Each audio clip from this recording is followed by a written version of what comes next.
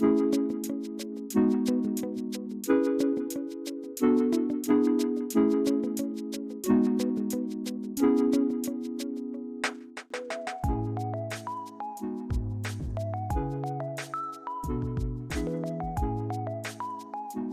a powerful expository essay under a time pressure is all about balancing your insight with your evidence and examples.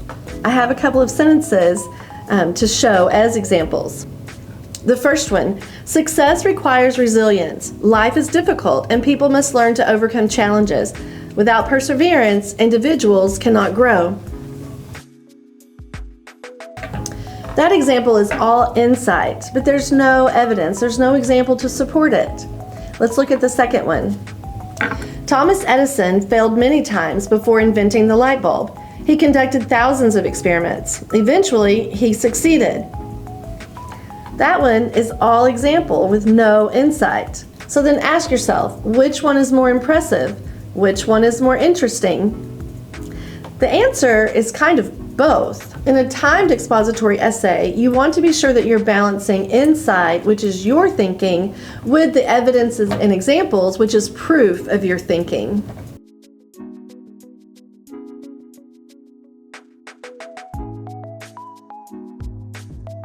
Insight is all about your analysis, interpretation of the quote, connections to other ideas, answering the question of why it matters. The evidence and examples is the support. It is the proof of your thoughts and ideas. You can take your examples from a wide variety. You can use historical examples from historical figures to historical events, current events, what's happening in the world around us, literature, not just what you read on your own or not just what your teachers are teaching you in the classroom. Literature can be anything, any stories that you've read or watched. You can use pop culture. You can use science. What principles are you learning in science class? What theories?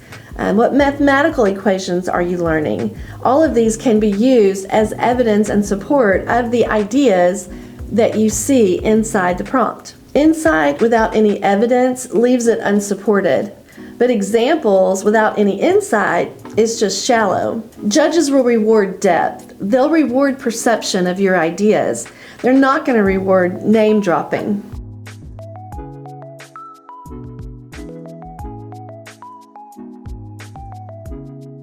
The focus of your writing really should be on analysis and insight, your thoughts and ideas, instead of the examples and the evidence. They really need to just be there as support.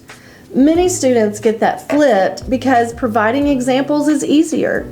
We know the name of that story, we know who the characters are, we know the plot, and our teachers have probably taught us a thing or two about analyzing those things. But it becomes summary heavy instead of commentary heavy. It becomes more about the example than it does about your ideas. The rubric is looking for original insight. It's looking for depth of understanding. It's looking for nuanced ideas, perception, something fresh and original, and that's who you are. You are an original. So what do you think about the prompt that you chose? What truth are you going to expose from that quote? Examples are there to support your thinking. They're not there to replace it. So what does strong insight look like? Well, the first thing, it expands the quote. Instead of just repeating it, it goes beyond. Here's a couple examples we can look at. The first one, the quote means challenges make you stronger. That's simply paraphrasing a quote. The second one, adversity does not automatically produce growth. Rather, growth occurs when individuals choose to respond constructively to hardship. Both of those are centered on the theme that challenges make you stronger, but the second one offers some analysis. It offers some original insight and thought behind it. The second thing that strong insight has is acknowledging complexity. Let's look at this next example. While resilience is often celebrated, unchecked persistence can become stubbornness when individuals refuse to adapt. There's some nuance there. There's definitely a perceptive idea. It's not just straightforward. It offers a little bit of interest. The third thing that strong insight does is that it offers some implications. Where is this leading me? What does it lead into? Let's look at this next example. If society continues to equate success with comfort, individuals may avoid the very discomfort that produces meaningful development. That insight is deepening the idea that they began with. Having strong evidence does not mean that you have to give direct quotations. You do not have to have specific dates and times, and you don't have to have in-text citations. It's not a research paper. It is an expository essay where you are exposing the truth that you see inside of a prompt, and you're simply using examples and evidence to support that. You do need to have clear and relevant illustrations. They need to tie in to your thesis points. You need to have logical paragraphing where each topic of the body paragraphs are a thesis point and they build one on top of the other.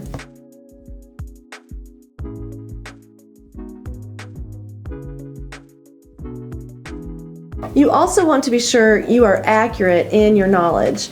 If you're going to use a history example, be sure you understand the history, that you are writing about it correctly. If you are offering a novel, you need to know who the characters are. You need to understand what the plot was about in order to analyze it correctly. So be sure you have an accurate understanding of the examples that you want to use. So a historical example. During the Great Depression, many families were forced to rebuild their lives with limited resources. So that's a summary of the example you're going to use, and then you analyze it. Their resilience illustrates that hardship, while painful, can reshape values and priorities. A literary example. In To Kill a Mockingbird, Atticus Finch defends Tom Robinson despite knowing he will likely lose. And then you analyze it.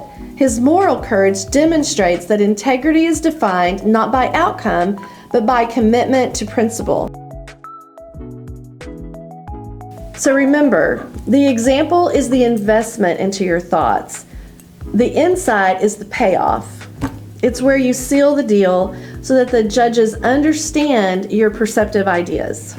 A question that will help you understand how to offer some insight is to ask yourself the so what question. Why does this matter? What are the implications of the point that I'm making here? Is it valid? So you would start with your paragraph structure. You're going to start with your claim, which is a point made in your thesis. You're going to back that up with an example or a piece of evidence that supports your claim. And then you're going to explain it. You're going to tell me how it supports the topic sentence, the claim from your thesis. And then you're going to elaborate on that, thinking about the analysis of it in order to do what? So what? Why does this matter? How does this affect us? Without the explanation and the deeper implications, the in order to part, you're going to have a paragraph that is empty of meaning. Some common mistakes that students make are choosing the really common names, historical figures with really interesting ideas that have shaped our world, but judges end up reading about them all the time. Martin Luther King Jr., Rosa Parks, Steve Jobs. We read about them often, and if you don't have an original insight to offer, it's better to avoid those. The second common mistake is avoiding abstract by just staying general. People should, society needs. You're not giving anything specific. You're not sharing a detailed, individual, original idea. You're offering these thoughts without illustration. There's no evidence or example behind it. It's just the abstract and nothing specific. The third mistake is when writers will just paraphrase the quote. You need to allow that quote to be a springboard to a new idea. When you read the quote, what truth do you see in it? And let it be a springboard to take you to a new, original idea. Make sure it stays connected so that your judge knows which quote you chose, but it needs to be fresh and original. You don't want to be writing the same topic that every other writer in the room has chosen. Your original insight is going to build outward. It will take you to other new ideas as you write and develop those thoughts. Anyone can restate the quote. Anyone can list examples. Few students can develop layered insight, provide evidence that connects, and explain the greater implications. And balance wins between your analysis and the evidence, your thoughts, and then proof to support those thoughts. So insight makes you thoughtful, evidence makes you convincing. Together, they make you competitive.